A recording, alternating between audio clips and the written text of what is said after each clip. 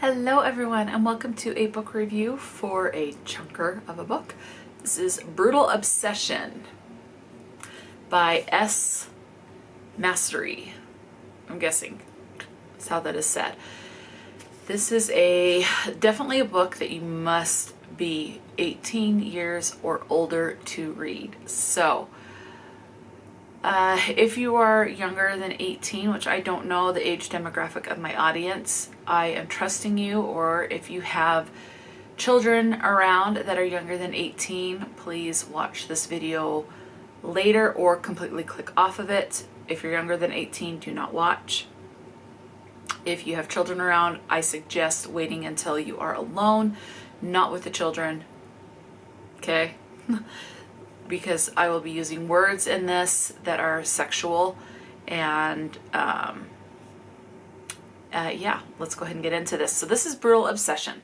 This is book number 1 in a 5-book series, and it is The Hockey Gods. So as you can tell, this book involves hockey. This particular book, or the series involves hockey, but this particular book involves hockey and ballet. One unique thing about this book that I did like is at the start of every chapter, it's told in dual POV, so you have black pages in this. So as you can see, you have hockey skates, and then it says the chapter. This is, or it doesn't say the, does it say the chapter? Yeah, it does say the chapter. This is just the prologue, but it has the character's name. So the male main character's name is Grayson. And then let me find one that's the female's POV. Ballet slippers, and her name is Violet. So just the start of every chapter is like this, where it's black pages, and then the rest are the standard white pages. So I thought that was very unique and very cool. This was published in 2022, and this is a considered new adult because these characters are around the age, I would say, of 20, maybe 21. I would say 21 because there is alcohol consumption in this unless they're underage. In the United States, you have to be 21 to drink. This is definitely dark. So again, you have dual POV told from Grayson, who is the hockey player, and Violet, who is into ballet. The prologue starts off with an automobile accident, and we just go from there. Violet is the one that was hit. She is suffering from mental and physical injuries from the accident. Grayson is the son of a high political figure, and so things tend to get swept under the rug. Now, I do want to read the introduction from the author. It says, "Hello, dear reader. Brutal Obsession is my darkest book to date. Please be aware if you have triggers that are common to dark romance / bully romance," so there is a bit of a bully romance in there.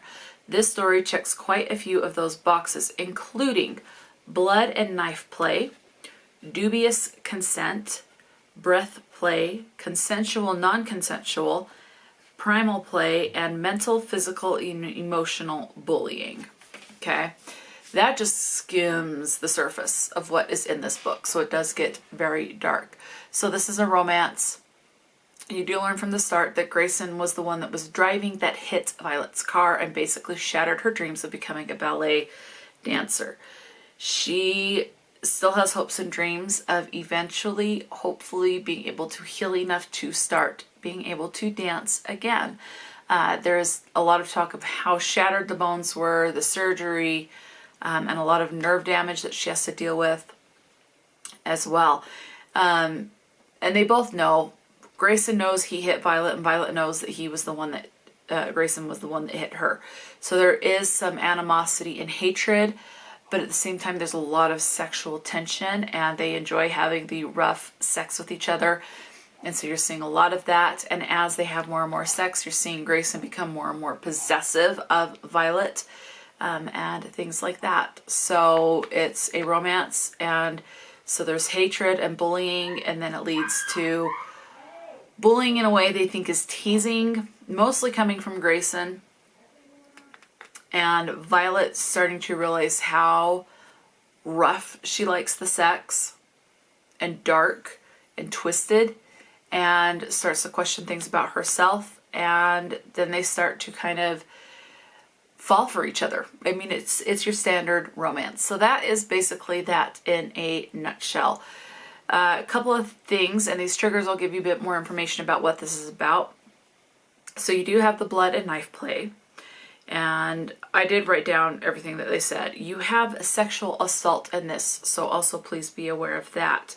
As far as other trigger warnings, you have the, like we talked about, the life-changing accident.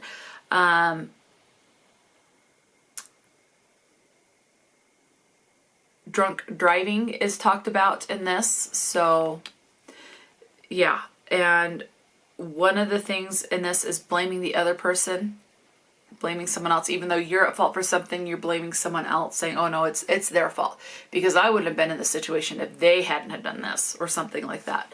So you have a lot of kind of victim blaming in this. That's the word I would use.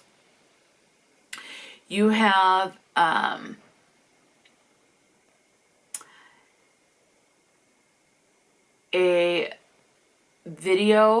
a sexual video that is filmed without consent and then is shared on the internet. So that does happen. And then there is a lot of talk about that and referencing that particular video.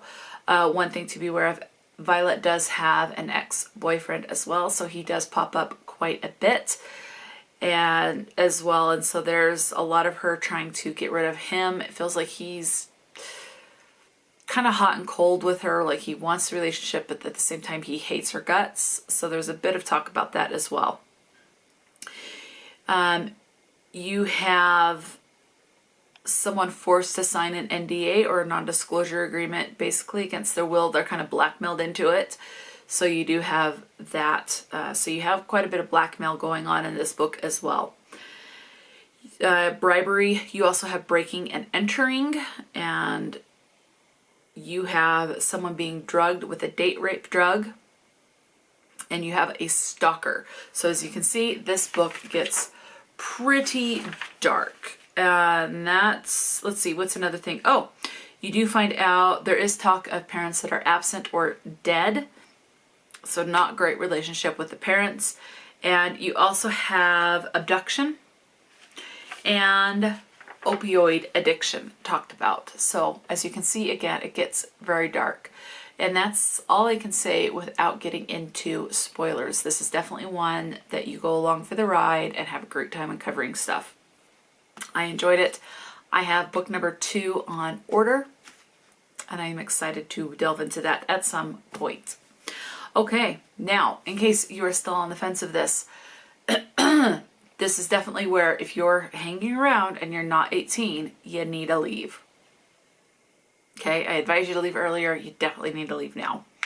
So the words I'm about to say are definitely sexual in nature. And they occur the following times. Oh, the other thing, I did listen to the audiobook. It is narrated by 2 narrators. Teddy Hamilton narrates Grayson's POV, and Heather Firth narrates Violet's POV, and it is 14 hours and 32 minutes on standard 1-time speed. Word counts: tits, 4. Foreplay, once. Cock, 55. Shit, 76. Hell, 51. Damn, 21. Ass, 77. Now some of these words,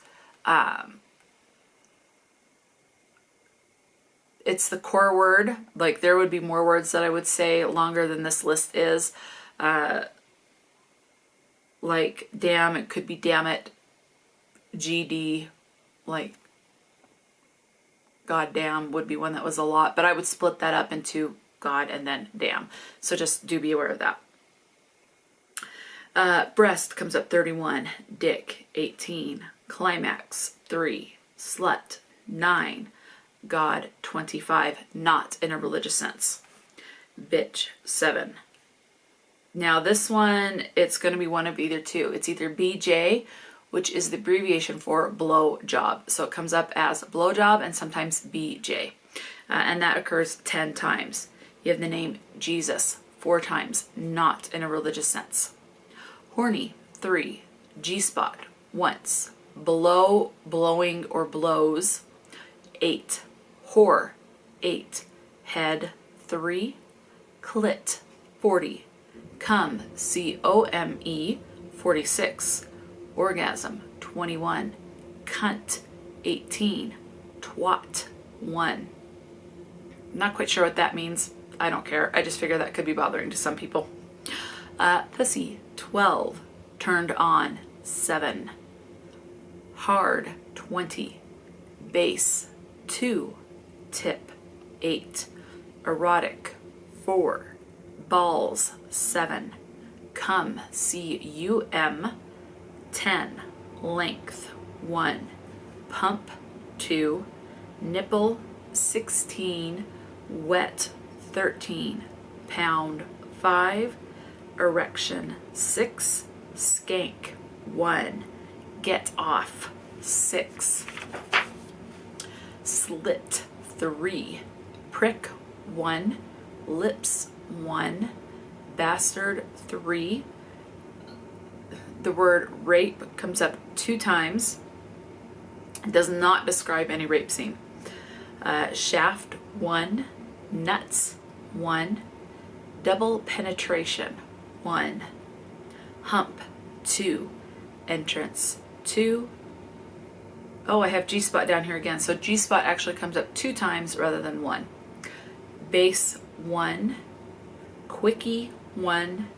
Jacking off, 1. And the word that comes up the most, as you can probably guess, is fuck. And that comes up 377 times. Now, do be aware, I could have missed a couple of counts of the words. That's always a possibility. So, yes, let me know.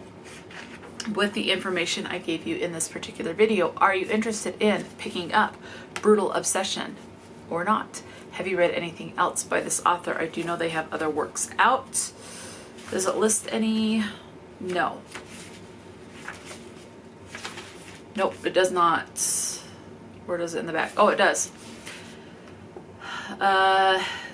You have a dark bully romance series called Fallen Royals. There's 6 books in that.